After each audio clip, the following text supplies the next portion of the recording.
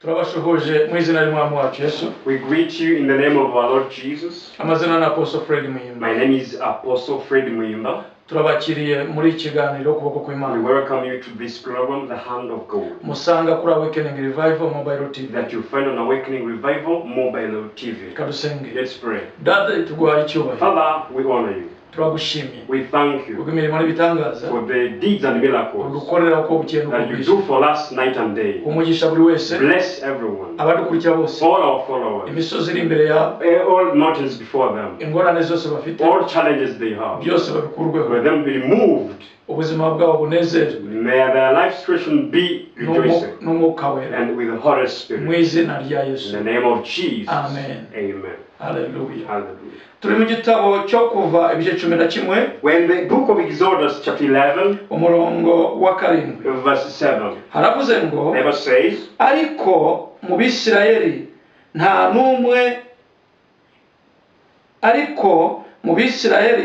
nta numwe imbwa izamukera mu bantu cyangwa mu matungo kugira ngo mumenye uko Uwiteka yatandukanyije Abanyegiputa n'Abisirayeli. in the book of Exodus, chapter 11, verse 7, the Bible says, but among Israelites, not anyone, a dog will bark at any man or animal. Then you will know that the Lord makes distinction between Egypt and Israel. Amen. Ibyakozwe no mu bice 16 In the book of Acts, chapter 16, umurongo wa 25 verse 25, haravuga ngo ariko mu gicuku Paulo na Sila barasenga baririmbira Imana izindi mbohe zirabyumva. Uwo mwanya habaho igishitsi cyinshi, imfatiro z'inzu ziranyeganyega, inzugi zose zirako zirikingura, iminyururu yabo bose iradohoka. Amen. Now in the book of Acts chapter 16 from verse 25 to verse 25. But in the midnight Paul and Silas were praying and singing songs to God, and the other prisoners were listening to them. Verse 26. At once there was such a violent earthquake and a trembling that foundations of prison were shaken. At once all prison doors flew open and everybody's chains came loose. Amen. Ibyanditswe biratubwira ngo ariko mu Bisirayeli bose, But scripture said among all Israelites, nta numwe imbwa izamukira there is no man, dog will bark at him, cyangwa umuntu cyangwa amatungo. either animal or man. Ubwo nibwo muzamenya That's when you will know ko Uwiteka yatandukanyije Abanyegiputa n'Abisirayeli. the Lord made a difference or distinction between Egypt and Israel. Ndashaka kuvugana na buri muntu wese, I want to talk to everybody, mubwira ngo telling him or her, hari ikimenyetso twahawe there is a sign we were given, abantu bajya barenza amaso, and the people oversee it, abantu bajya bakuraho amaso. people overlook it. Uyu munsi turi mu gihe cya corona, We are in the time of coronavirus. turi mu gihe cya COVID-19, We are in the time of COVID-19. ariko amahanga yose n'isi yose But all nations, even entire world, yose irunamye irababaye cyane, is now bowing down, is afflicting. bari mu bibazo They bitandukanye. are facing different problems. Ndemeranya nabo, I agree with them, ariko mfite icyo nshaka kuvuga. but I have what I want to say. Hari itandukaniro There is a distinction or difference ry'abantu bakijijwe between born-again ones n'abantu batarakijwe. and unsaved ones. Hari There is itandukaniro a difference ry'ikimenyetso cy'amaraso of the sign of blood kiri ku bwoko bw'abana that is on b'Imana the people of God, n'ikitari ku bwoko bw'Imana. and that sign is not on the people who are not Abantu for God. bose ni ab'Imana, All people are for God. ariko hari abacunguwe But n'amaraso there ya are some Yesu. redeemed ones by the blood of Jesus. Abo nibo nshaka kuvugaho. That's what I want to focus on. Nibo bariho ikimenyetso cy'amaraso ya Yesu Kristo. On them there is a sign of the blood of Jesus Christ. Tubonye mu gitabo cyo kuva ibice 11 We have seen the book of Exodus chapter 11. umurongo waho wa 7 There on verse 7. ngo ariko mu Bisirayeli But among Israelites, nta mbwa izagira umuntu imokera cyangwa mu matungo no yabo. one, a dog will bark at him either man or an animal. Ariko ubwo nibwo muzabimenya. Then that time you will know. Uwiteka yatandukanyije Lord made the difference or distinction Abanyegiputa n'Abisirayeli between Egypt and Israel. ariko icyo gihugu kimwe But that single land, cyakuraga n'ibibazo bitandukanye it could face different problems. ariko muri icyo gihugu nanone aho bita muri Gosheni Also in that the same land in Goshen, aho mu Bisirayeli batuye where Israelites were living, ntibagire ikibazo nk'uko abandi bakigira.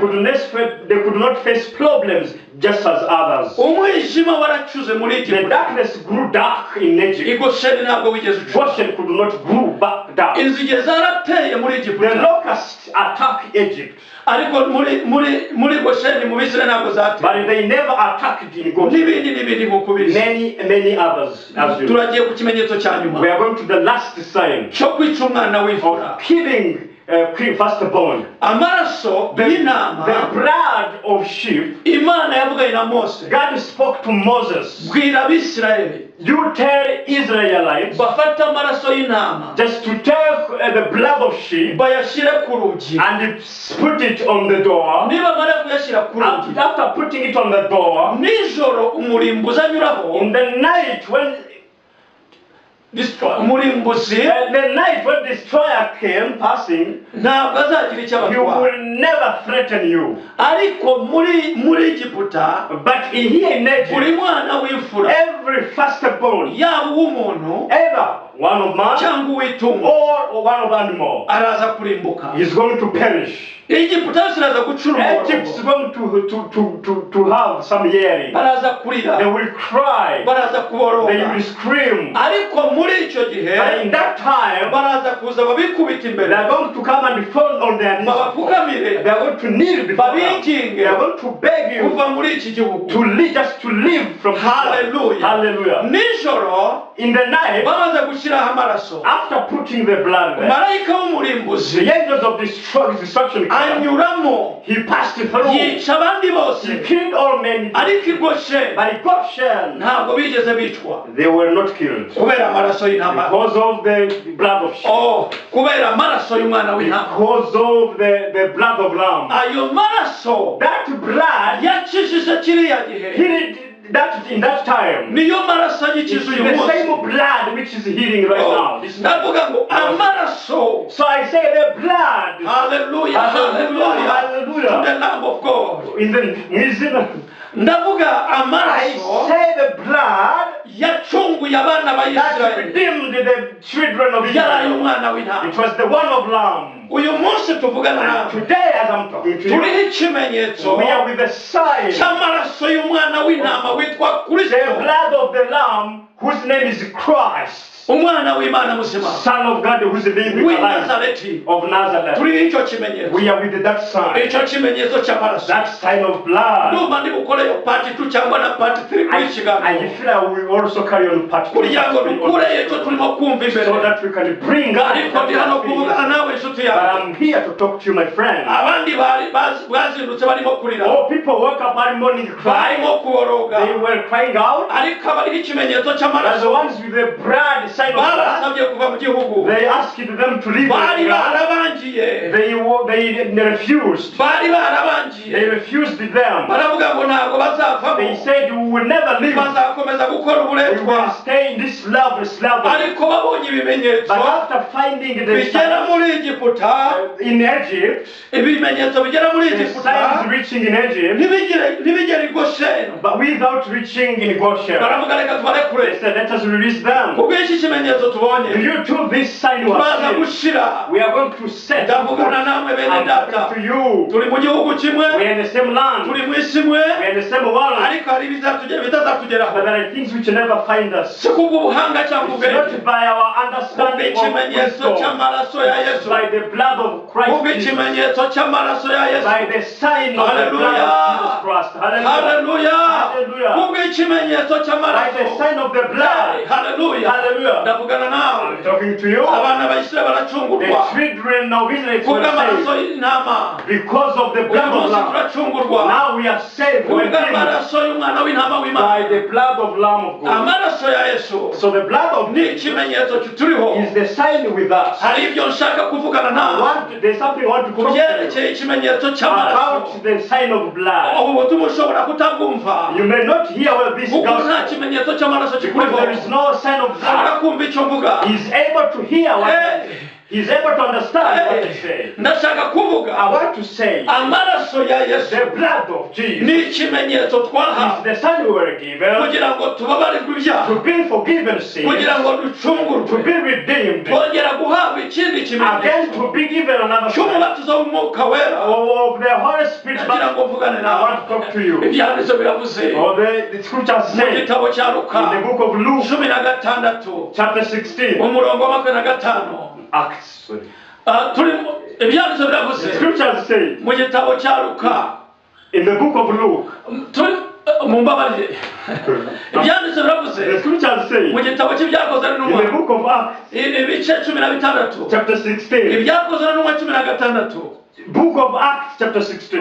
ngariko mu gicuku But at midnight, Pawulo na Sila Paul and Silas barasenga, were praying bararirimba, and singing. ngizindi mbohe Other zirabyumva. prisoners were listening. bari mu nzu imwe, They were in the same prison. bari muri prison imwe, And they were in the same prison. ariko nubwo bari hirya abandi bari hano, Even though they were here, hari abariho ikimenyetso there cy'amaraso are other ones with the sign of blood. gitandukanye n'icy'abandi bari Different. bahari. ingwate y'umwuka wera This collateral of Holy Spirit cyabahaye guhaguruka it gusenga. together them just to stand to pray. abandi bihebye, Where others were despairing, abandi bacitse intege, where others were weak, abandi batareba ejo others habo, could not see their future, bo abandi barasenga, but others pray bararirimba, and sing. izindi mbohe zirabyumva. Others pray as haba others. kunyeganyega There were kw'imfatiro. earthquake of the gates. Haleluya. Hallelujah. haba kunyeganyeza kw'imfatiro. There were the trembling of foundations.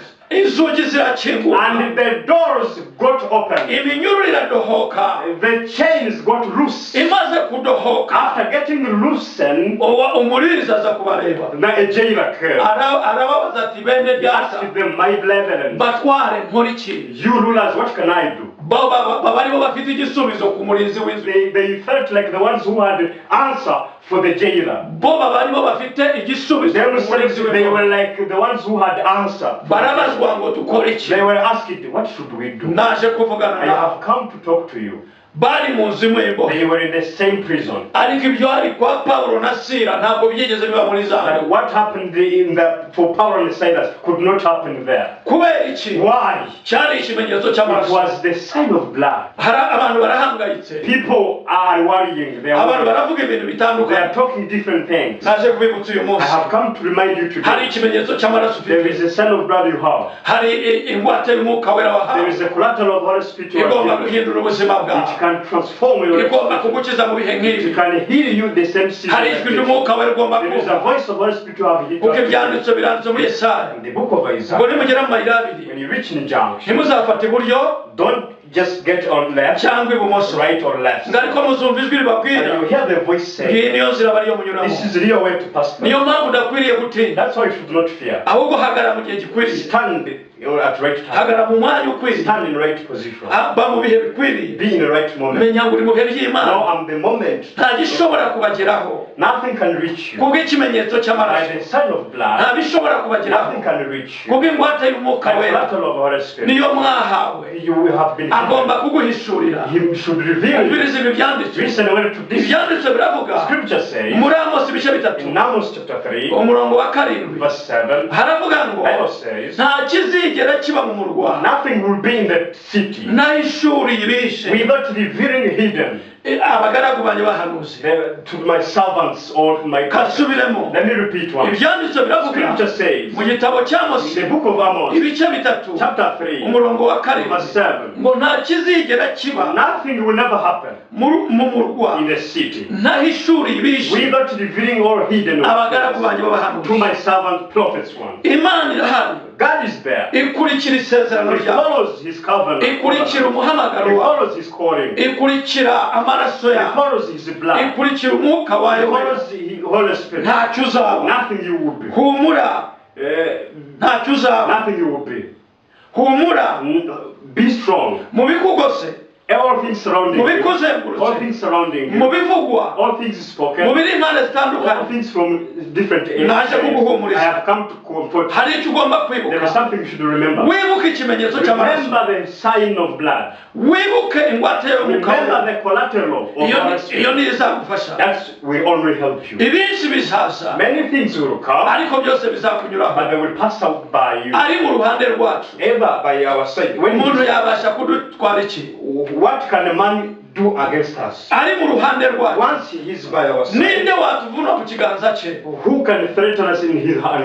nta n'umwe. No one, there is none. ibyanditswe By scripture, ndagira ngo mvugane I nawe want to talk to ku you kimenyetso cy'amaraso. about the sign of blood. hari icyo yesu It yakoze is what Jesus did. abantu batashobora gukora, People couldn't do. ababyeyi batashobora gukora, Parents couldn't do. imiryango itashobora gukora, Families couldn't do. leta zitashobora gukora. Government could never do. yatwishyuriye ideni, He paid our debts. ntawashobora kurutwishyura. None else could pay. yadukuyeho urubanza, He removed our judgment. ntawashobora None kurudukura. could remove it from us. ibyanditswe biravuga, Scripture says, ibyanditswe biravuga the scripture says, mu gitabo cy'abakorisayi in the book of Colossians, igice cya mbere chapter 1, umurongo wa 14 verse 14, ngo niwe it is he waducunguje amaraso who ye redeemed us by his blood, ngo tubone kubabarirwa ibyaha so byacu. that we should be forgiven our sins. uwo waducunguje amaraso The ye one who redeemed by his ngo blood, tubabarirwe ibyaha byacu. for us to be forgiven the sin. icya mbere yatwishyuriye The ideni, first thing, he paid our debt. icya kabiri yadukuyeho The urubanza, second, he removed our judgment. icya gatatu yatubabarira ibyaha, Third, he forgave us our sin. icya kane yatwaye ubumuga n'indwara Fourth, he zacu, removed the crippledness and the handicap from us. icya gatanu yabaye umukene ku bwacu Fifth, he became poor for us, ngo ubukene bwe budutungishe. for us to be rich. ndavugana nawe I'm speaking to you kubw'amaraso ya yesu, by the blood of Jesus. humura wibazo urimo, Be strong with your confidence. kubw'umwuka wera, By the Holy Spirit. umwuka wera The aragutabara, Holy Spirit is going to rescue you. umwuka wera kugira The Holy neza. Spirit is going to serve Mu you izina well. rya Yesu. In the name of Jesus. ndashaka gusengana I nawe want to pray with data you. mu izina rya Yesu. Father, in the name of Jesus, ndasengera buri wese, I pray for everybody, abadukurikirana, all our abari followers, impande zitandukanye, from different abari areas, hirya no hino, from areas mu bihugu different, bitandukanye, from different countries, abadukurikira bose to all our followers, bagize neza, serve them well, batabare,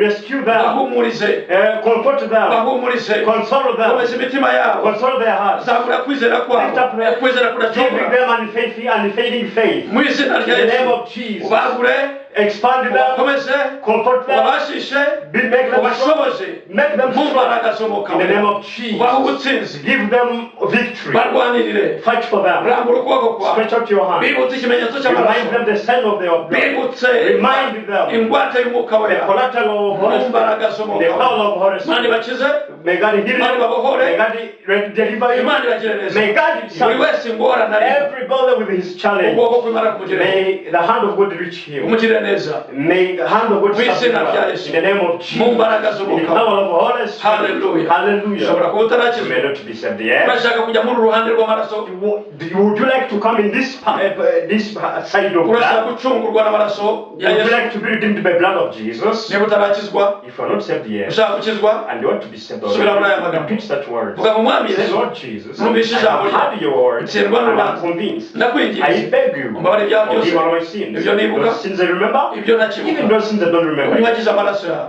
Wash me with your blood. uhanagure izina ryanjye mu gitabo cy'ubugingo, Delete my name from the book of death uryandike mu gitabo cy'ubugingo. and write it in the book of uyu life. munsi ndatuye, From today, confess, ndakijijwe, and I'm saved. mu izina rya In Yesu, the name of umaze Jesus, gukizwa. you are already saved. aho uri bazi itorero Wherever you ry'abantu, are, ask to find a Christian church. abashumba baraza kugufasha. The pastors will help you. ushaka kuvugana nanjye, Anyone who wants to talk to me, hari nomero zanjye na there is my contact. izo nizo zikora ku WhatsApp That's my WhatsApp number, na email, even my email. watuvugisha. You can talk to Imana us. bamugisha May God kandi bless bagire you. neza, May God serve yaze you. kwifuza May kwawe. God satisfy your needs. Shalom shalom. Shalom, shalom.